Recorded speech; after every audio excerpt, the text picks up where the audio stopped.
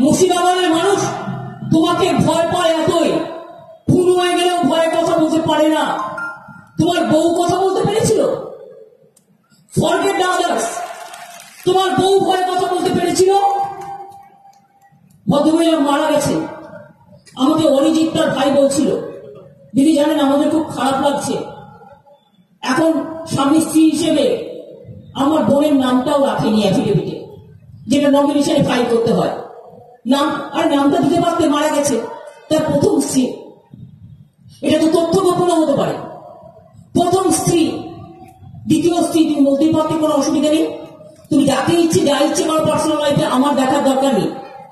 আমি চেষ্টা করবো নিশ্চয়ই আমার ঘরের মা বোনেরাও সম্মান পাক। যারা নিজেদের পরিবারকে দেখে না, তারা করবে আপনাদের মুর্শিদাবাদের সেবা, তারা করবে দেশের সেবা, তারা করবে জনগণের সেবা। কদিন থাকে বহরমপুর এরা? কদিন থাকে বছরে? ইলেকশনের সময় আসে। তাছাড়া কোথায় থাকে তোমরা জানো সবাই? আর দিল্লি ছাড়া আর কোথায় থাকে সেটা বলো।